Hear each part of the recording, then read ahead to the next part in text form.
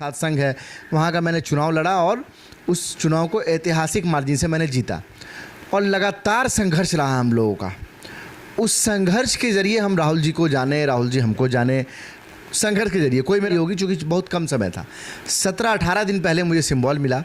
Nomination की last date जो थी उससे 1-2 दिन पहले ही सिंबल मिला और उसके बाद मैं क्षेत्र में आया। जो प्रयास बेहतर हो सकता था तमाम महागठबंधन के साथियों ने किया। बात बता रहा हूँ कि इस बार हम लोग भारी मार्जिन से चुनाव जीतने जा रहे हैं, क्योंकि मंत्री रहते हुए इन्होंने विधायक होने तक की भूमिका नहीं निभाई है। हैं तो मंत्री, भूमिका विधायक होने तक की नहीं निभाई। बोल रहे हैं कि बस चालू कर दी, बस का किराया 70 रुपया। लग रहा है कि कुछ लोग और टॉर्चर कर रहे हैं आपको राजनीति में। ऋषि मिश्रा कह रहे हैं कि हमको टिकट, उनके लोग कह रहे हैं, भले वो नहीं बोलते हो, अभी कोई नहीं कह रहे कि मेरा टिकट फाइनल है। तो क्षेत्र में काम करना, अभी आप लगातार चुनाव के बाद आप काम कर रहे हैं। राहुल गांधी के दरभंगा आगमन पर जिस तरह की एक सीन क्रिएट हुई है, वो कांग्रेस को एक बार फिर मजबूती प्रदान करती है। जो डेड कांग्रेस था उसको एक बार उन्होंने किया। क्या लगता है कि इससे फ़ायदा पहुंचेगा, कांग्रेस का दबदबा होगा उस सीट को, या फिर राजद कहेगी कि नहीं हम ये सीट लेंगे? देखिए, निश्चित तौर पर राहुल गांधी जी देश के सम्माननीय नेता हैं, नेता।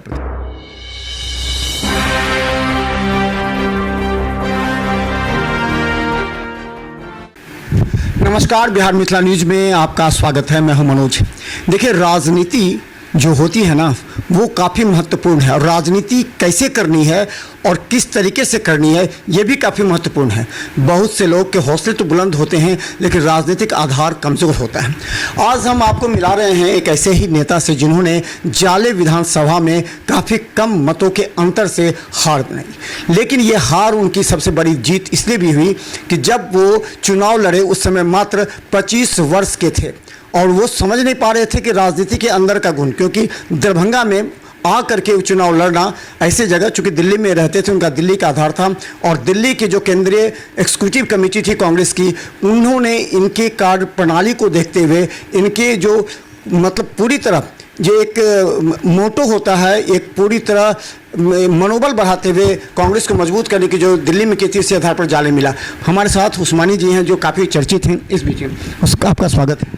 बहुत धन्यवाद मनोज जी आपका। राहुल गांधी के इतने नज़दीक कैसे आप आगे? लोग चर्चा में हैं, उस्मानी जी राहुल गांधी के नज़दीक हैं, इसलिए उनको टिकट मिला पहली बार जाले से। बहुत से ऐसे उम्मीदवार कांग्रेस में थे जो कॉलर तैयार कर रहे थे कि हमको टिकट मिलेगा, आप ऊपर से लेके चले आए। देखिए, ऊपर से लेके आने की बात नहीं है। सबसे पहले तो मैं आपको थोड़ा सा कुछ चीज़ें बताना चाहता हूँ। 10वीं तक की पढ़ाई मेरी यही केंद्रीय विद्यालय से हुई। आप देख रहे होंगे हवाई अड्डे के बराबर में केंद्रीय विद्यालय है। 10वीं तक की पढ़ाई मेरी वहीं से हुई और हम लोग middle class order of family से आते हैं, बहुत सामान्य परिवार से आते हैं, खेती किसानी करने वाले परिवार से आते हैं। फिर हमारे घर वालों को लगा कि कुछ बेहतर शिक्षा दी जाए तो इनको बाहर भेजा जाए, तो उन्होंने हमें शिक्षा ग्रहण करने के लिए बाहर भेज दिया। हमने मेडिकल का एंट्रेंस क्वालिफाई किया। जवाहरलाल नेहरू मेडिकल कॉलेज से हमने जो है वहाँ से मेडिसिन की पढ़ाई की और वहीं पर जब हम थे तो छात्र संघ में हमारी रुचि हुई। और चूँकि देश की सबसे बड़ी यूनिवर्सिटी है, उसका सबसे बड़ा छात्र संघ है, वहाँ का मैंने चुनाव लड़ा और उस चुनाव को ऐतिहासिक मार्जिन से मैंने जीता।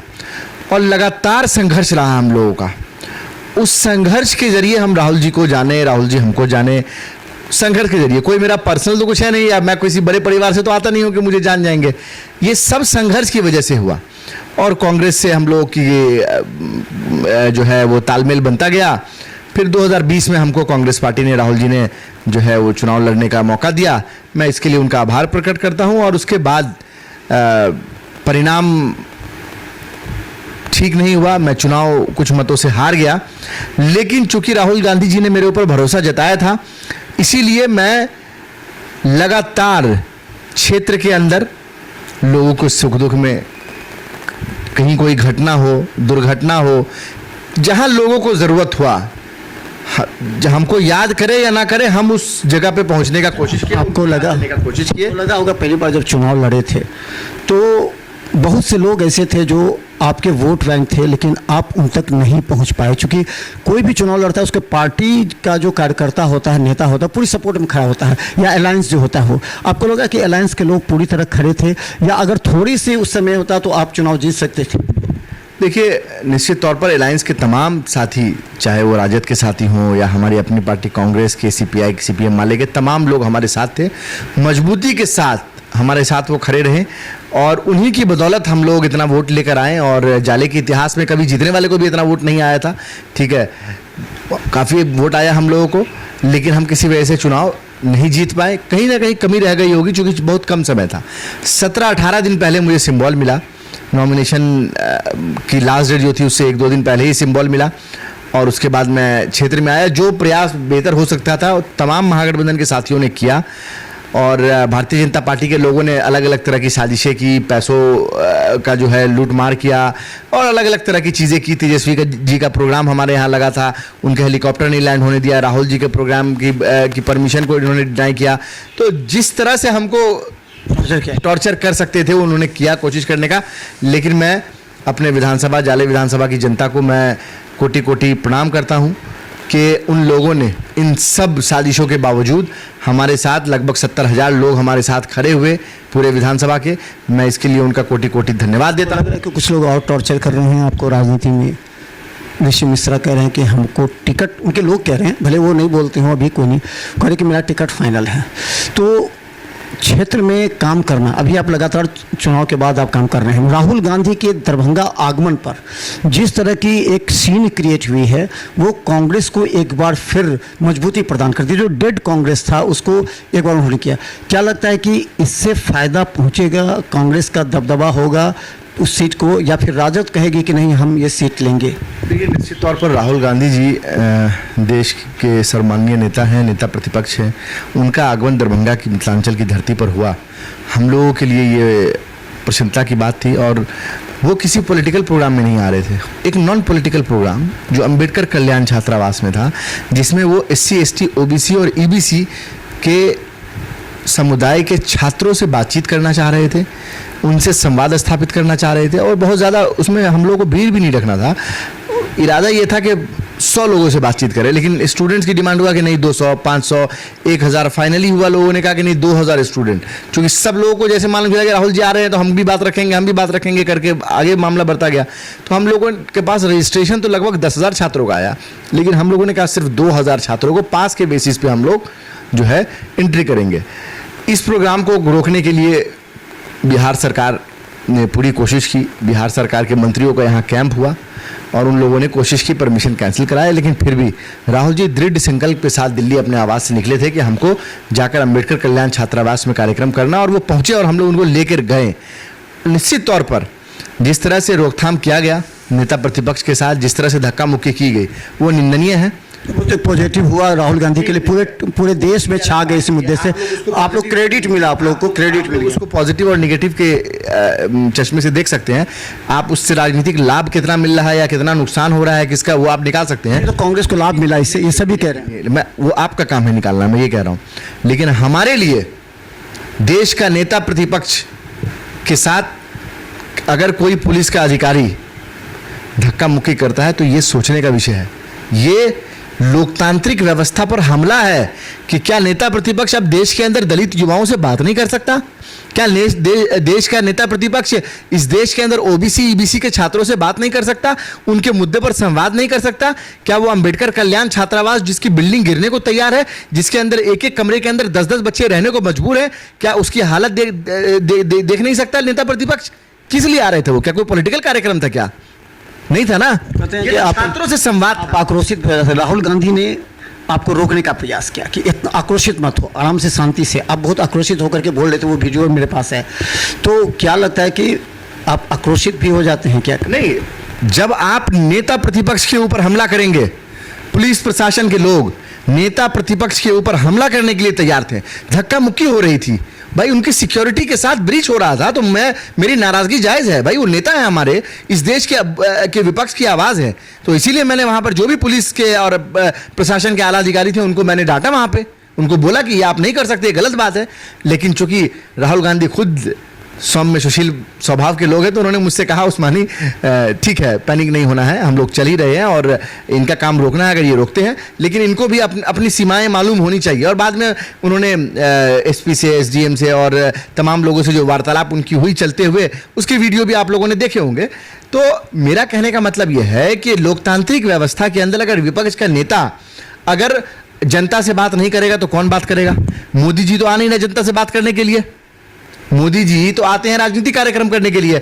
बिहार आए मोदी जी अभी तो 2 दिन पहले, पटना आए तो हम लोगों को लगा कि जाएंगे शहीदों के परिवार से जाके मिलेंगे, सिवान के अंदर, चंपारण के अंदर और अलग अलग जगह जहां जहां सेना के जवान शहीद हुए हैं। लेकिन वो जब एयरपोर्ट पे उतरते हैं उसके बाद सीधा जो है वो भाजपा के कार्यालय चले जाते हैं। भाजपा के कार्यालय से निकलते हैं तो सीधा अपने नेता के घर चले जाते हैं, वहां पर किसी कार्यक्रम में चले जाते हैं। और एक और बात मैं आपको बताऊं, जो पहली बार मैं देख रहा हूं बीजेपी तो क्या करेगी हमको समझ में नहीं आ रहा है। शादी हो चुकी है, विवाह हो चुका है, उसके बाद रिंग सेरेमनी करवा रहे हैं। प्रधानमंत्री आ रहे हैं तो एक मैसेज देने के रिंग सेरेमनी हो गया। आपने कभी देखा है कि विवाह हो जाए उसके बाद रिंग सेरेमनी हो? आपने देखा है कभी? ये तो प्रधानमंत्री, बताइए ना। नहीं, एक सेकंड, आप मुझे बताइए, क्या ये किसी धर्म के विधि विधान में है? तो मुझे बता दीजिए, मैं मान लूंगा। किसी भी धर्म के, चाहे वो इस्लाम धर्म हो, हिंदू धर्म हो, सनातन धर्म हो, जो भी हो, आप बता दीजिए। सिख, जैन, ईसाई, किसी भी धर्म के अंदर के विवाह पहले हो जाए और एंगेजमेंट सेरेमनी बाद में हो। तो फोटोशूट था। अच्छा उस्मानी जी, एक चीज बोल रहे ना फोटोशूट था। हाँ, ये तो फोटोशूट था, सब कह रहे हैं। प्रधानमंत्री फोटोशूट के लिए आए थे। वो बिहार को लाभ देने के लिए नहीं आए थे, बिहार से उनकी राजनीति कैसे हो इसके लिए आए थे। वो इसीलिए आए थे कि बिहार से और कैसे लूट लिया जाए बिहार को, यहाँ की जनता को कैसे और मजदूर बना दिया जाए, एक मजदूरी करने वाले राज्य को और मजदूर कैसे बना दिया जाए, इसीलिए आए थे। वो यहाँ पे कोई फैक्ट्री लगाने की बात करने नहीं आए थे। एक चर्चा जो और चल रही है कि उस्मानी जी को टिकट मिलेगा, लेकिन शायद दरभंगा की भी चर्चा हो रही है शहरी विधानसभा कि हो सकता है कि उस्मानी जी को अगर जाले आरजेडी ले लेती है तो ये कांग्रेस को 2 सीट कांग्रेस को देना है, बेनीपुर और एक जाले। तो वो क्या, अगर ऐसा होता है संभव, तो क्या आप दरभंगा शहरी विधानसभा से लड़ सकते हैं, या फिर इस तरह की कोई बात अगर चर्चा है तो क्या करेंगे? नहीं, ऐसी कोई चर्चा नहीं है। मैंने तो ये चर्चा नहीं सुनी, अभी आपसे पहली बार इस चर्चा को सुन रहा हूँ, ठीक है। और मैं आपको बताना चाहता हूँ, फिर से पुनः बताना चाहता हूँ कि मेरी कर्म भूमि है जाले, ठीक है।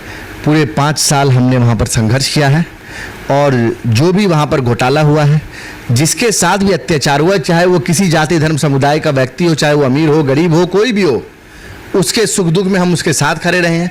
चाहे कहीं किसी के साथ किसी भी तरह की ज्यादती हो, जब जाले के अंदर बुलडोजर चलता है तो मशकूर उस्मानी उस बुलडोजर के सामने खड़ा होता है।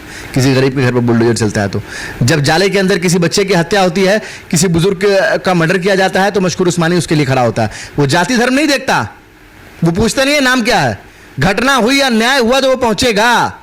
तो मैं पहुंचता हूं।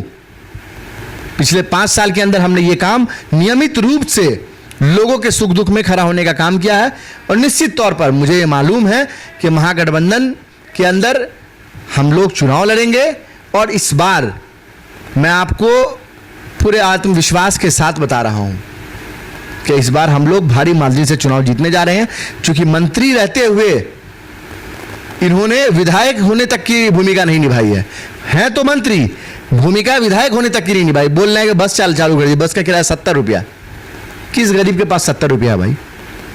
कौन गरीब 70 रुपये में सिर्फ जाले से दरभंगा आएगा बस में बैठ के? है किसी के पास? नहीं है। वो तो पहले से ही 40 रुपये में, 30 रुपये में आ रहा था, तो 70 रुपये की बस में क्यों